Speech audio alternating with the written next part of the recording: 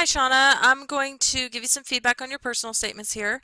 The good news is I was able to take what you had in your attachment in your email and clean it up into a pretty good statement in its own right, just with a few edits. On the other hand, when I looked at the prompts here, I'm not sure you're totally addressing them. So let me show you first what I did with your statement, and then I'll talk to you a little bit more about what I mean in your email here.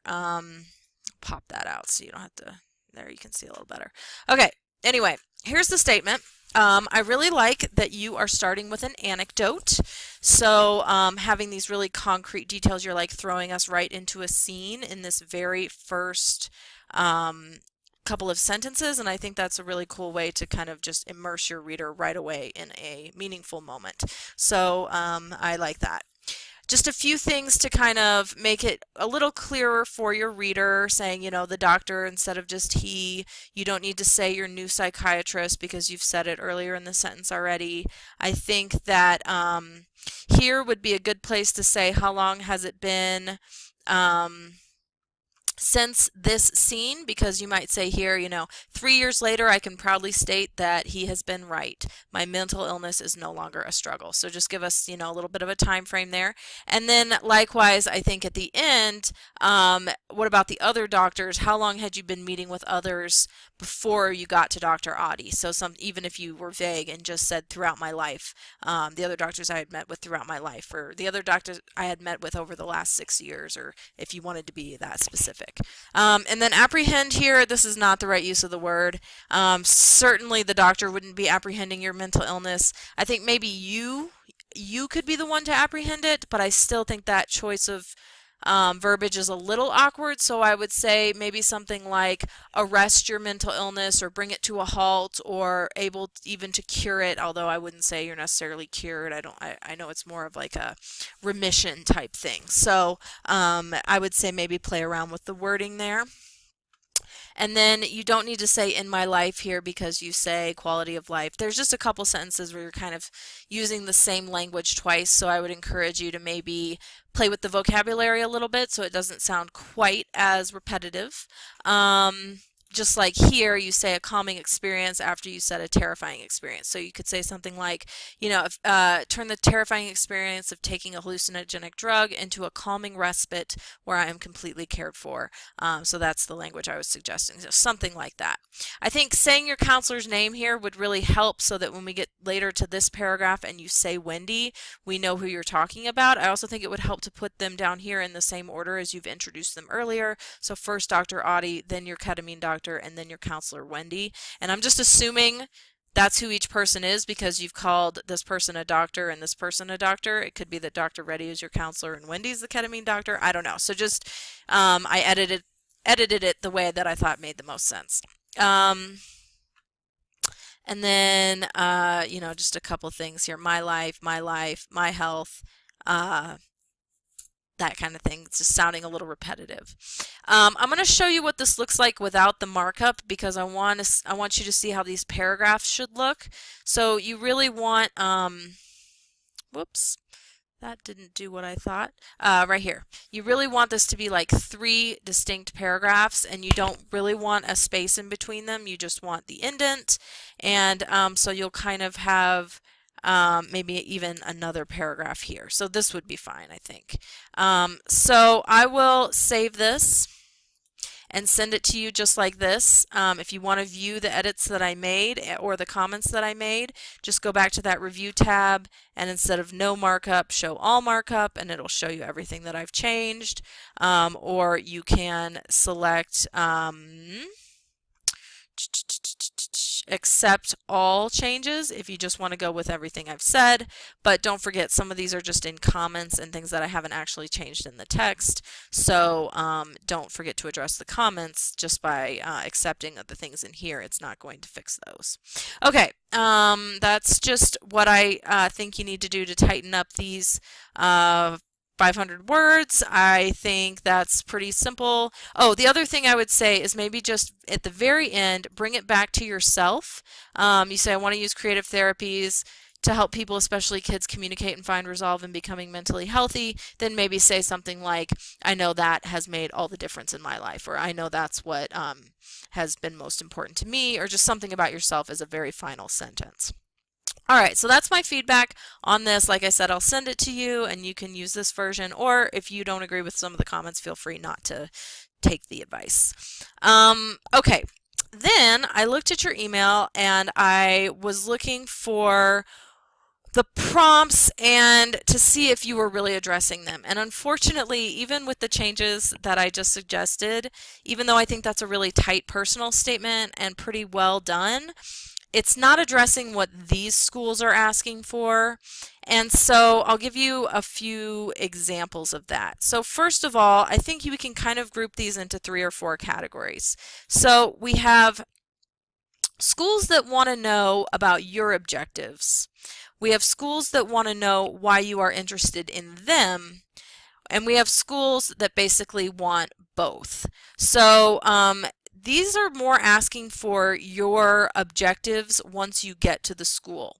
You've written a lot about why you are interested in developmental psychology and what it means to you and what it has meant in your life coming this far, but you don't talk a lot about what you hope to achieve when you transfer and begin your studies at these institutions. And that's what the institutions care about. They want to know, what are you going to be there to work on during your time if they allow you to come? Because you are applying to such prestigious institutions that they don't want somebody who's just going to show up and figure things out. They want someone who is coming with real research objectives in mind, and they want to see that your objectives match what they have to offer too, so that you'll be a good fit for each other. That's just the kind of standard you get to when you're applying to these really prestigious schools. So I would say what you have here about your decision to transfer to a four-year university to get a bachelor's in developmental psychology and to take your personal experiences to assist others and to use creative therapies. This is where the emphasis should be in the entire discussion, as opposed to what you have here, like 90% of this is about why you're interested and only 5 or 10% is about what you hope to do. I would say we need to flip that ratio and put a much heavier emphasis on what you hope to do. And I would get real specific to the level of art therapy, what types of therapies are you most interested in, and what are the real things that you want to delve into with your research. What is the good work you're going to do once you get there to that school? So that's what they want you to focus on, and it's going to have to be very specific. Like I said, I still think it's really cool that you start with this anecdote. So I would maybe leave that and go here from Dr. Audie's pure and honest interest in your health. I wouldn't talk too much about the other doctors who have failed you. That's kind of negative. Nobody really wants to hear that. Not to be harsh, but people want to hear things that are going to make them think positively in general, because you want them to think positively about you. So you don't want to kind of bring negativity into the discussion, if that makes sense. I would say then maybe go straight from his pure and honest interest in your health to the quality of life. You may not have room to talk about all three professionals, and I know that's hard for you because they all three have meant so much to you, but really the only reason we're even referencing Dr. Audie in particular is because of this anecdote as a way to draw your reader in. So again, it's not so much about what you've experienced in the past or why you care about developmental psychology. The institution wants to hear what are your goals for developmental psychology. So I would say, although I personally think all of this is awesome, I would say maybe transfer to a school out of state and graduate with a bachelor's degree in developmental psychology would be where you should go with that, and then start talking about your objectives from there.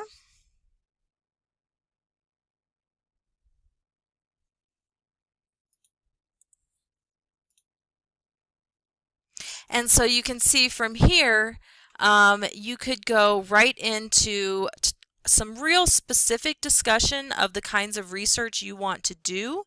And then you still have like 400 words to talk about that. So this would be a great anecdote to really draw your reader in and help them to know that this is something that is personally meaningful to you. And then go straight into the degree that you want to earn, why you want to do it, and specifically what within developmental psychology you want to focus on, this creative art therapy, and then go into your specific research goals. And I would look at things like research questions you want to ask, maybe experiments that you want to do, or things you want to study, really going to a level of detail. And so maybe if you need more help with that, we could brainstorm in person about what some of the things you could include there might be. But that is what I really think that a school like Princeton is looking for when they say your reasons for transferring and your desired objectives. I think they mean your research objectives. Now, that also is going to apply to Harvard.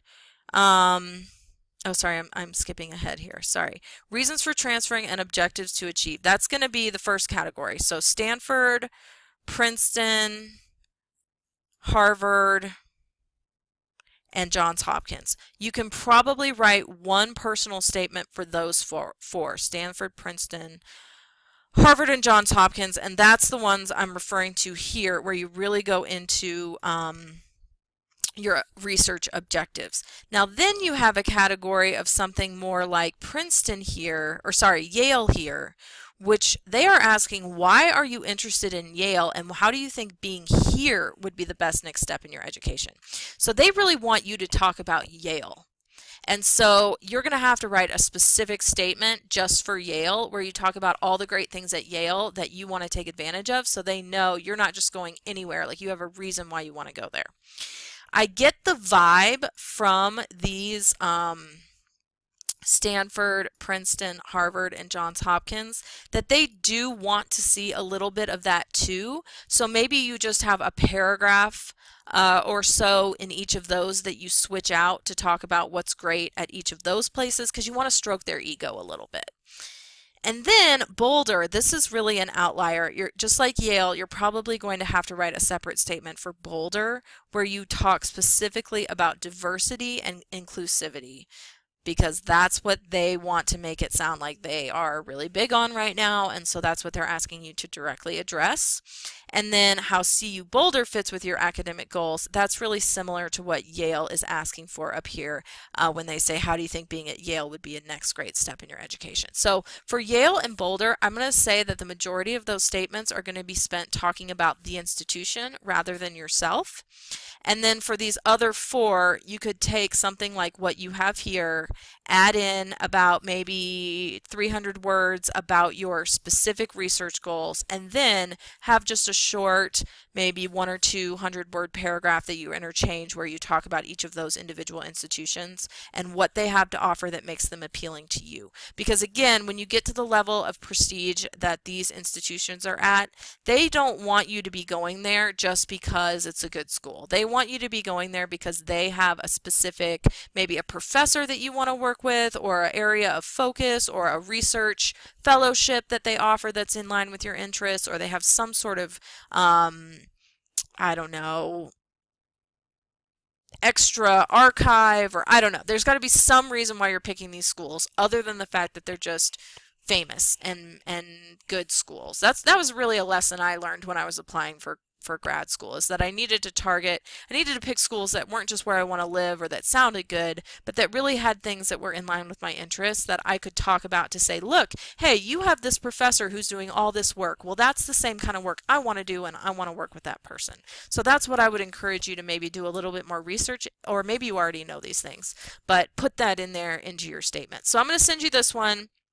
the really abridged version that I think would lead you in nicely into some more specific discussion of your research goals that you could use for maybe 4 of the 6 schools here.